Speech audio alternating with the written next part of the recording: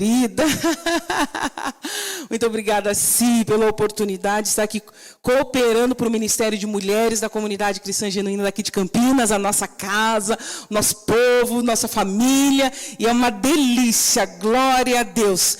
Amadas, abra as vossas Bíblias na segunda epístola do apóstolo Paulo a Timóteo. É a palavra que veio ao meu coração novamente. Eu digo novamente porque já é a segunda vez este ano que queima essa palavra na minha alma. E eu entendi a direção do Senhor para nós nesse dia. Então, a segunda epístola do apóstolo Paulo a Timóteo, capítulo 1, verso 6. Nós vamos ler do 6 e 7. Só 6 e 7, esses dois versículos. Um recado de Deus para nós nesse dia. Amém? Abre o teu coração enquanto você vai abrir a sua Bíblia. Vem com a gente na leitura, cultua aí o Senhor na sua casa. Já abra aí o teu coração, os ouvidos espirituais. Tenta aquietar essa alma que está às vezes tão agitada, terminou o almoço, a tarefa de casa, e ainda você está vendo algumas outras tarefas. Mas agora é o momento de cultuarmos a Deus. É um tempo separado, nós temos mais uns 40, 30 minutinhos dessa live. Então, dê esse tempo ao Senhor com qualidade, aí na sua casa. Amém? Vamos ler, diz o seguinte: por este motivo, te lembro que desperte o dom de Deus, que existe em ti pela imposição das minhas mãos. Porque Deus não nos deu o espírito de temor, mas de fortaleza, o de amor e de moderação. Até aqui, minhas irmãs. Uau! Uma palavra, uma carta de um líder maduro espiritualmente, de um líder que conhecia a posição dele dentro do reino a partir do chamado que Jesus o fez, e ele tinha essa consciência plena. O líder que vem para somar.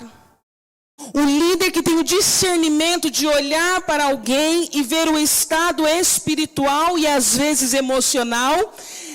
E só abrindo entre parênteses, eu tenho conversado com alguns amigos pastores e incentivado a fazer um curso de psicologia, de psicanálise, que trabalham com a questão do homem, com a psique, que é a alma. Porque eu digo que num gabinete é muito bom a gente ter esse discernimento. É claro que o Espírito Santo dá o discernimento. Só que quando nós temos mais algumas ferramentas, isso agrega para a jornada, dentro da jornada ou na caminhada com alguém. Tendo esse discernimento espiritual, discernimento emocional. E é um líder que encoraja, que impulsiona a pessoa a prosseguir, que resgata na memória da pessoa o chamado, o sentido da vida, o dom, a história. Eu estou falando do apóstolo Paulo como esse líder, como esse pastor maduro, que eu e você, nós devemos aprender com este homem, servo de Deus, a olhar para uma pessoa próxima, a olhar para alguém que você está liderando, pastoreando, e ter esse discernimento de entender como ela está, e encorajar e ajudar. E a palavra de hoje é uma palavra de encorajamento que vem do Espírito para nós nesse dia. O apóstolo Paulo é aquele que impulsiona. É aquele que diz, vai mesmo. É aquele que reforça o potencial. É aquele que traz a memória dizendo, ei, a tua avó e a tua mãe, elas tinham a fé não fingida. Assim como você também tem, Timóteo. Líder autêntico. Líder que soma. Líder que não está preocupado, quem tem mais seguidores no Instagram, não está preocupado se a curtida tem X ou Y, não está lá seguindo, curtindo, dizendo isso mesmo, vai para frente, vai para cima, dando a oportunidade. Como assim está fazendo aqui comigo? Que responsabilidade, meu Deus. Abraça. É aquele que manda um WhatsApp com uma palavra de encorajamento, uma palavra de confronto, mas o confronto que leva a pessoa a um despertamento e não ao confronto que destrói a pessoa. Porque você sabia que tem pessoas que com palavras tão tóxicas destrói a pessoa. autoestima, desencoraja, joga um balde de água fria. O apóstolo Paulo não. E que possamos ter esse comportamento, que eu e você possamos ser mulheres maduras.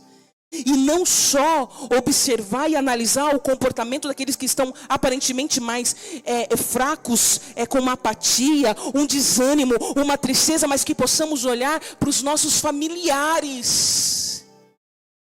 Pai, seja um Paulo na vida do seu filho.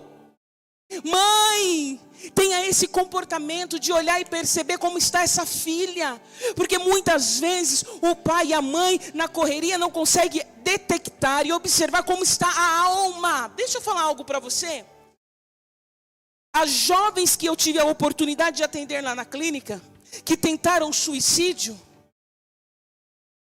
eu não vou conseguir fazer uma conta de exatidão, mas sem errar. As que passaram comigo desde 2010 até os dias de hoje, a maioria dos pais, a grande maioria, não sabiam desse pensamento ou da tentativa de suicídio do filho. E eu estou falando não de uma, de duas tentativas, vem comigo. De algumas tentativas, sabe por quê? Porque o pai e a mãe estavam longe demais. Só o corpo presente, mas emocionalmente, longe demais. E quando eu abordava esse assunto da tentativa de suicídio, os pais arregalavam o olho dizendo: a minha filha, o meu filho, o meu sobrinho, o meu neto. Já está na 5ª tentativa de suicídio. Porque não perceberam o estado emocional e espiritual daquela adolescente ou daquele adolescente. E aqui eu jogo algo para você pensar, e não estava nem no meu esboço, porque nós não vamos falar de Paulo, nós vamos falar de Timóteo. Mas que nessa tarde possamos observar as pessoas que estão do nosso lado. Eu estou falando da responsabilidade paterna, eu estou falando de um comportamento materno, mas e o marido? E a esposa? Como anda a sua esposa, meu irmão? Como anda o teu esposo, minha irmã? Seja um Paulo. Motive. Nós estávamos falando agora, né? Eu e a Fer, agora de pouco, sobre a motivação. Seja você um canal de bênção. O apóstolo Paulo vai dizer que saia da vossa boca palavras que sejam para edificar aos que ouvem. E tira toda a gritaria, toda a blasfêmia, toda a ira, toda a cólera do meio de vós. E que a paz do Senhor inunde aí a sua casa, a sua família. E que você possa estar atenta ao que está acontecendo em casa, no ministério, na família. E que você possa ser uma pessoa que gera vida através do Espírito Santo, amém? Vamos comigo, vem comigo, meninas, que a gente tem que correr contra o tempo. Então Paulo, ele escreve essa carta a Timóteo, e me parece que esse jovem pastor estava desanimado, porque ele começa dizendo: Timóteo, verso 6, despertes. Despertar o quê? O dom.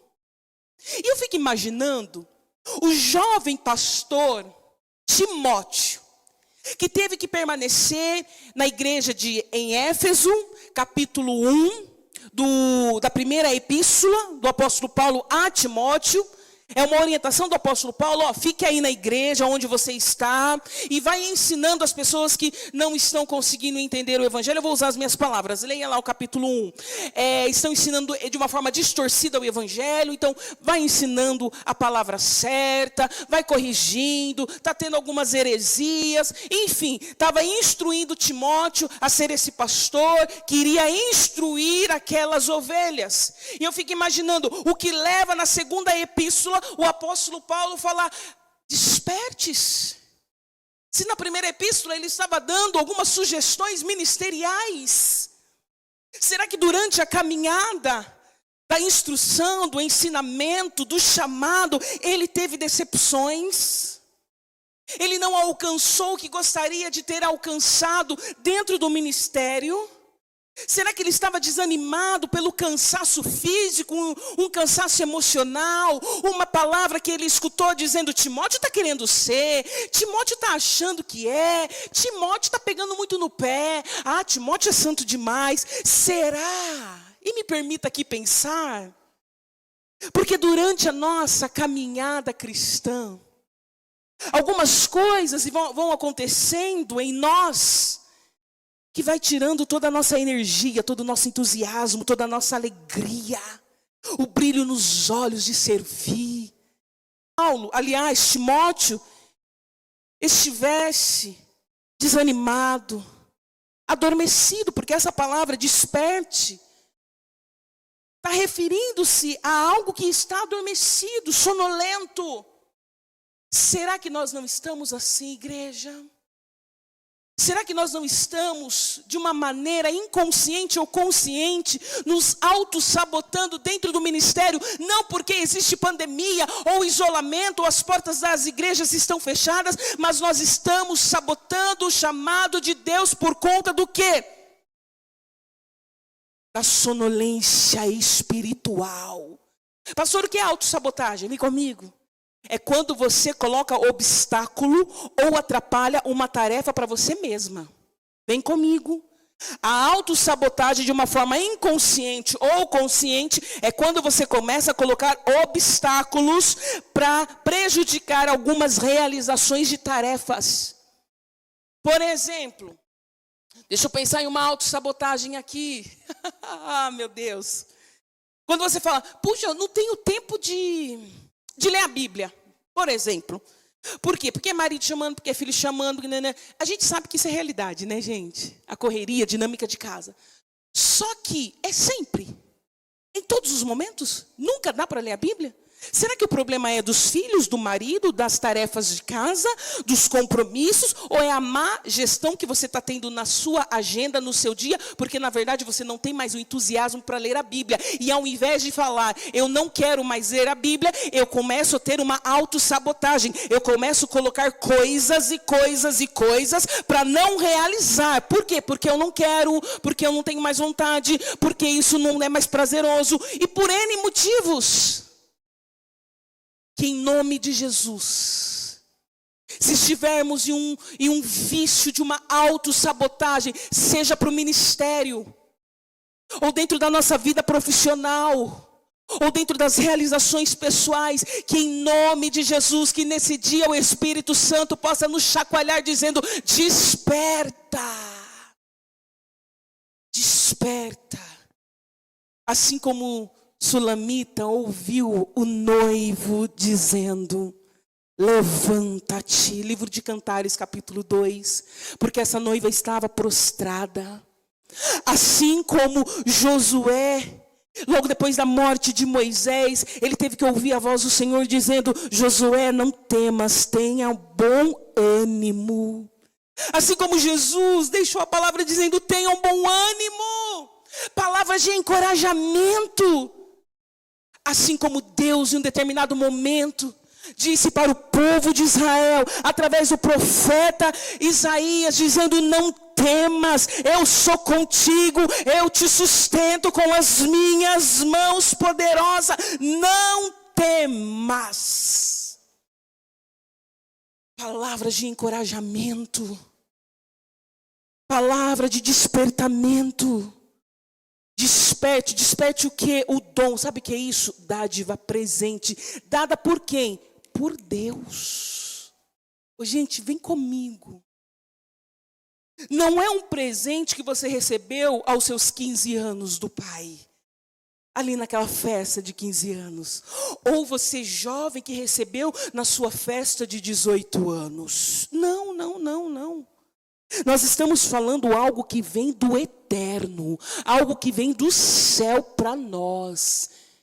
Não foi o chefe que te premiou, Não foi a placa que você recebeu de bom funcionário, de um líder exemplar. E aí tem uma placa que nós colocamos assim, ó, no lugar em destaque no nosso lar. Ou colocamos a moldura de um diploma depois de realizar anos e anos de estudo. Aí colocamos na parede. Não. Não é algo humano. Não é um presente humano. O apóstolo Paulo estava olhando para Timóteo e dizendo: o dom que Deus te deu. Gente, faz toda a diferença quando nós temos essa verdade internalizada em nós. Quem te deu? Quem te chamou? Quem te vocacionou? Quem? Foi Deus. E é isso que faz a diferença dentro das perseguições do apóstolo Paulo. Olha a certeza que ele tinha depois daquele encontro também glorioso com Jesus. Era açoitado, perseguido, ironizado, zombado, excluído. Mas ele estava firme, porque ele entendia quem o chamou. Às vezes nós precisamos ter essa verdade, para não ter uma imagem distorcida do nosso chamado, de quem nós somos dentro do reino. Quem te chamou? E eu te convido a trazer à memória o momento que o Senhor te chamou. Traga a memória. 5 minutinhos eu vou te dar. Aliás, 5 minutos nós não temos. Então, 1 minuto. Enquanto eu bebo essa água. Traga a memória. Como o Senhor te chamou? De verdade, faça aí agora. Como o Senhor te chamou? Lembra desse momento? Eu não sei se você caiu de joelho chorando e babando. Eu não sei se foi através de um profeta. Se foi uma palavra que você leu na Bíblia. Traga na memória agora. Aleluia. Lembrou? E por que você não está fazendo, no gerúndio mesmo, essa prática constante de ir ou realizar coisas que te levam para esse chamado?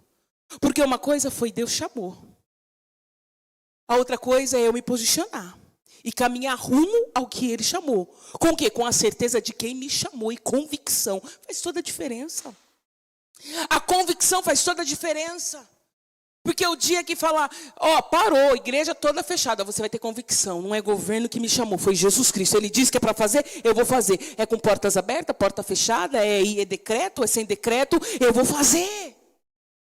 Convicção. Quem te chamou? Você foi separado por uma obra. Você tem um propósito, mulher. Você tem um propósito. Olha para esse chamado, para esse propósito. E tira tudo aquilo que está sufocando. Todas as emoções que estão distorcidas diante desse chamado. E viva com alegria. E vai ao encontro das coisas que cooperam para a realização do chamado. Não tenha medo. E olha que interessante, verso 7. Porque Deus não nos deu um espírito de temor. E esse temor aqui é medo. Não. Deus não deu o espírito de medo. Não. Quantas pessoas com medo, com dúvida? Ou melhor dizendo, dúvidas. Muitas dúvidas. Quantas pessoas indagando, será que foi Deus? A pastora Cris pediu para que eu pensasse agora no meu chamado. Mas será que o profeta não errou? Será que a palavra que eu li foi distorcida? Será que o sonho que eu tive foi porque eu estava com a barriga cheia? Será que aquela voz que eu ouvi foi apenas uma voz do meu eu? Será? Dúvidas. E é isso que o inimigo das nossas almas, ele quer colocar diariamente na nossa alma. E quando eu falo alma, é a nossa mente. Dúvida. Por isso, revista do capacete da salvação. Se revista com a armadura do Senhor Jesus. Que não é do Senhor Jesus, são armaduras espirituais. Vai revestindo-se, mulher. Vai blindando. E esse revestimento, vem comigo, essa blindagem. Blindando do quê? Dos dardos do maligno. E quais são esses dardos que eu quero chamar a sua atenção nessa tarde? a dúvida, incerteza. Ele fez isso com Jesus no deserto, dizendo, será? Jesus sai do batismo, no Rio Jordão, com João Batista, escuta a voz, esse é o meu filho amado. Vai para o deserto, guiado pelo Espírito, vai para o deserto, o que o diabo faz? Será que tu é filho? Se fez isso com Jesus, e ele reconhecendo quem era Jesus, imagina comigo e com você, mulher. Ô, gente, a estratégia é a mesma. A diferença é aquela que cai. Eu estou falando aquela porque nós estamos no encontro de mulheres. E eu falo com o público feminino. Não caia mais nessa. Dizer, será? Oh, meu Deus, mas será que é Deus? Aí o inimigo fica, é verdade, fica com essa dúvida. Não. Não. Aquilo que Deus disse, que saiu da boca de Deus, nós vamos crer. Porque tudo que ele fala é verdadeiro e ele é fiel. Então ele não nos deu um espírito de medo, de incerteza, de insegurança. É por isso que a igreja avança, independente da situação ou das circunstâncias. As portas do inferno não prevalecerão contra a igreja do Senhor. Porque é uma igreja que não teme ao homem. É a igreja que não teme as adversidades. É uma igreja que avança independente de independente, vamos avançar. É por isso que o evangelho cresceu.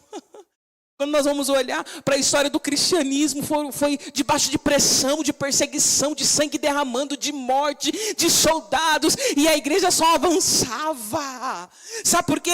Porque os nossos irmãos da igreja primitiva, os nossos irmãos que estão no campo de concentração, ou estavam, melhor dizendo, ou que estão nesse exato momento, em uma cadeia sendo perseguido, eles não retrocedem, eles não negam, porque eles entenderam que o Espírito que habita nele é o Espírito do Senhor e não tem o que temer. É como o salmista diz, em Deus eu confio e não temerei. Em Deus, o Senhor é o meu forte refúgio. De quem terei medo? De quem? De quem? Que situação? Por quê? O Espírito que move em nós é o Espírito que nos encoraja. É o Espírito de Deus. E você é selada por esse Espírito, mulher. Você é selada por esse Espírito. E nós sabemos que não é na nossa força. É na força dele. Em nós. É por isso que eu e você hoje... nós vamos o quê? Nos despertarmos. Pararmos com a autossabotagem. Nos posicionarmos. E dizermos, Senhor, eis-nos aqui. Amém? E ele continua falando e eu já caminho para o término. Meu Deus, as horas voam. Vem comigo, mulher, segura aí. Ele diz... Ele não nos deu um espírito de temor, mas de fortaleza. Vem comigo. Essa palavra fortaleza é o poder, é o dunamis. Sabe, é a mesma palavra daquela mulher quando toca na orla de Jesus, a mulher do fluxo de sangue que extrai do Senhor virtude. Essa mesma palavra do poder. Dunamis, fortaleza. Nós temos esse Espírito que vem de Deus. É por isso que quanto mais opressão e perseguição, a igreja vai se multiplicando, crescendo e aumentando. Porque nós temos esse Espírito de poder. Recebemos isso do Senhor. E vivemos, e quando nós temos essa consciência, mulher, me permita agora para um âmbito espiritual, e enfim, só crê quem já teve essa experiência, quem está no Espírito, vem comigo. Mas quando nós temos esse discernimento, recebemos essa verdade em nós, que a força não vem de nós, mas vem de Deus, e nós temos isso, essa fortaleza em nós, esse poder, nós não iremos temer de buscarmos o sobrenatural de Deus.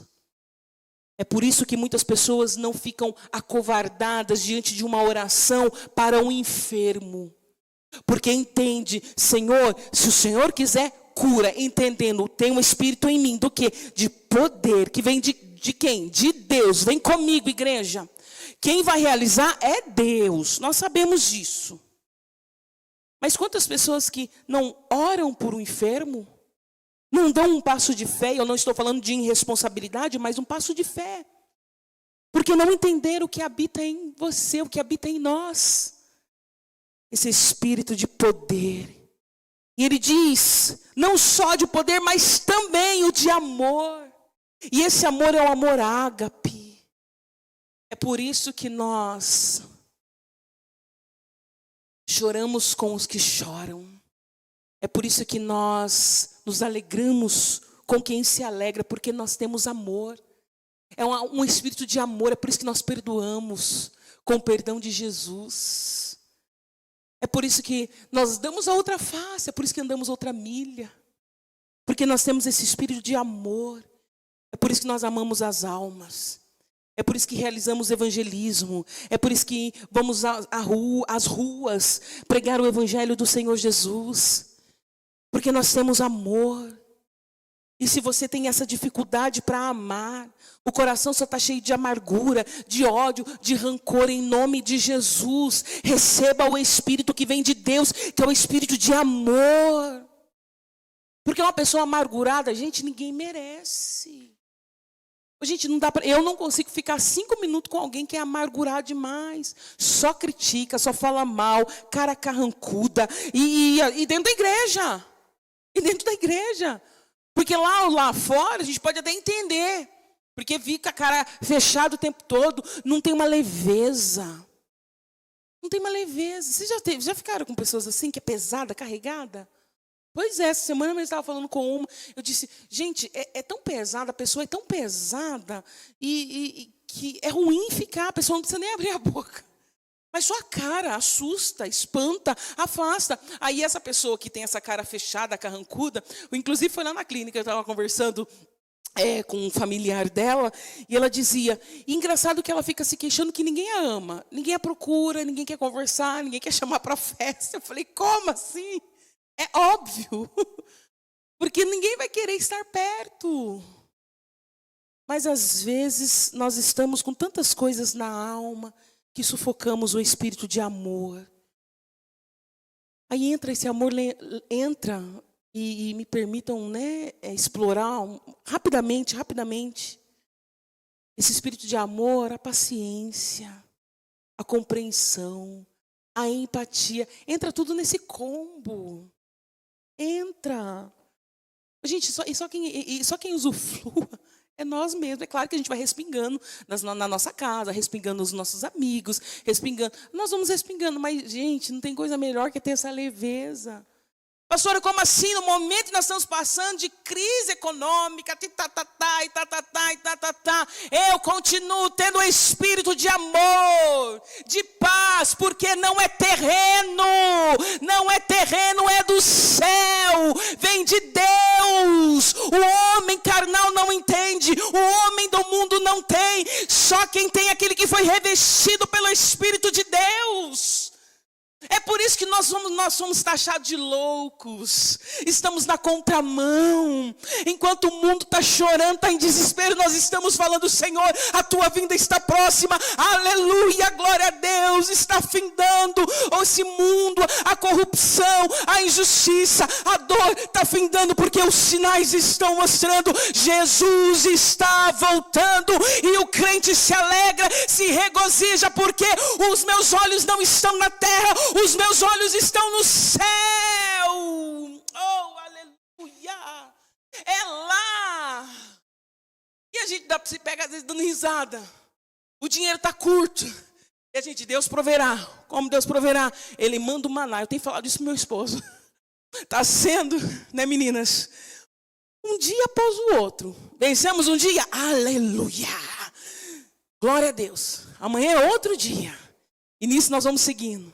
Com os pezinhos na terra, mas com os olhos espirituais no céu. Aleluia. E ele diz também, o apóstolo Paulo, O espírito de moderação. Essa moderação é uma mente equilibrada, curada da fragmentação que um dia foi quebrada, trincada. Aqui o apóstolo Paulo está falando para Timóteo, dizendo: Timóteo, Deus nos deu o espírito de fortaleza, de poder, o espírito de amor, que é o amor ágape, e o espírito de moderação, mente equilibrada, restaurada, curada. Durante a sua caminhada, o seu desenvolvimento, você teve algumas fragmentações na sua alma, que trouxe um desajuste emocional, um desequilíbrio emocional, um pensamento disfuncional. Pois bem, a boa notícia é que o Espírito Santo, ele cura o quê? Essa mente que um dia foi disfuncional, com o quê? Com a mente de Cristo. Trazendo o que? Uma mente equilibrada.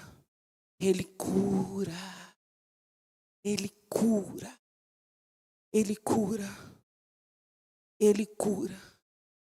Pastora, tu está falando tudo isso, essa palavra de encorajamento, mas não sabe o que eu estou passando. Vem comigo, eu já chamo a Fer, porque a Fer vai louvar no final, depois nós vamos fazer uma oração.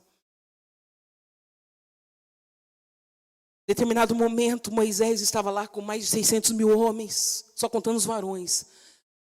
Mas provavelmente mais de 2 milhões de pessoas que saíram do Egito e estavam passando pelo deserto, e as pessoas começaram a pedir carne.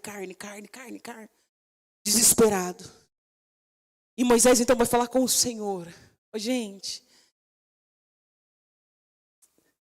olha a história de Moisés. Eu vou precisar resumir.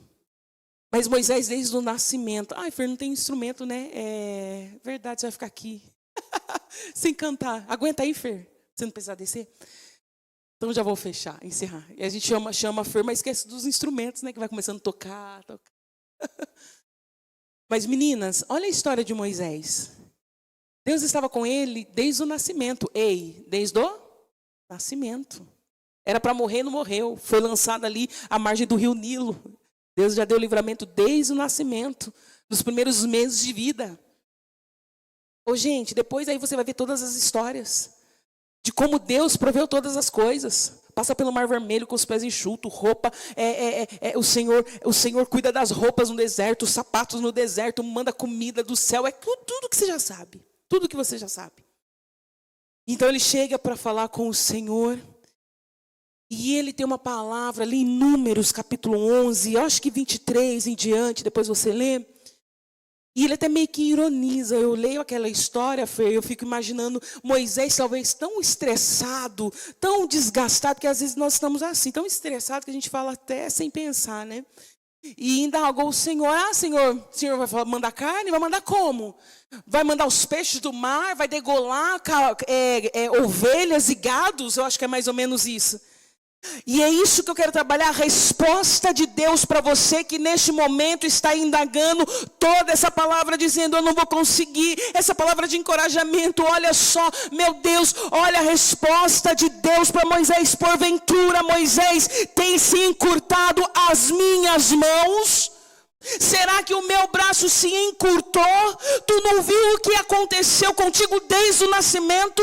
E eu vou resumir para que você entenda o que o Espírito está falando com você. Tudo que você passou na tua vida desde o teu nascimento, a mãe tentou te abortar e você está aí. E o momento que você ficou desempregado, Deus sustentou. Você viu a provisão bater no portão da tua casa. No momento que você não tinha o dinheiro, Deus proveu. O teu aluguel foi pago, Deus te socorreu. Tudo que Deus fez até os dias de hoje, e Deus manda te dizer: os meus braços porventura se encurtaram? Para que você fique tão desesperado, correndo atrás das coisas, tendo uma noite mal dormida, uma descompensação emocional, porque as mãos do Senhor se encurtaram? E ele continua dizendo, eu vibro com essa palavra, dizendo: hoje mesmo verás a minha palavra se cumprir. Aí onde ele manda aquelas aves, acho que é ave, né? A palavra diz a codornices. Acho que é ave, presbítero. Eu acho que é uma ave, né? As codornizes, pronto. E se cumpriu. E Deus disse, oh meu Deus, tu és lindo demais. E não só para um dia, viu, Moisés? Mas eu mando para o mês inteiro. A provisão do Senhor não é para um dia, não. É para o mês, porque hoje a minha palavra irá se cumprir. 16 horas e 10 minutos, já estourei o meu tempo. Que o Espírito Santo traduza essas palavras ao seu coração. Que você seja encorajada dentro desse tempo a viver o chamado e o propósito de Deus que Ele tem para a sua vida. Tenha mais equilíbrio. Olha mais para as coisas do céu. Não estou falando para você deixar de fazer algumas coisas ou as coisas que são da sua responsabilidade aqui na terra. Mas às vezes nós estamos desesperados muito com tudo isso que vai acabar com fogo. Calma. Calma o teu coração. Vai trabalhar mesmo. Glória a Deus pela porta de emprego. Glória a Deus por tudo que o Senhor... Mas com equilíbrio. Para que essas coisas, o desespero, o medo, não roube aquilo que Deus te presenteou com o teu chamado, com o teu dom. Não mude prioridade. Vem comigo, escuta. Não mude a prioridade. A prioridade é o que Deus te chamou. É aquilo que Ele colocou nas suas mãos. Não muda a ordem. Porque palavras de Jesus. Buscai primeiro as coisas do reino. E as demais coisas vos serão acrescentadas. Amém? Que Deus te abençoe. Fer, vamos louvar? Dá tempo? Sim. Mais um louvor ou não? Ah, é? Então tá. Aí eu passo agora para si. Acho que não vai dar nem tempo para a gente orar. Mas fica com essa palavra em nome de Jesus. Dá tempo de orar sim, Cris. Dá.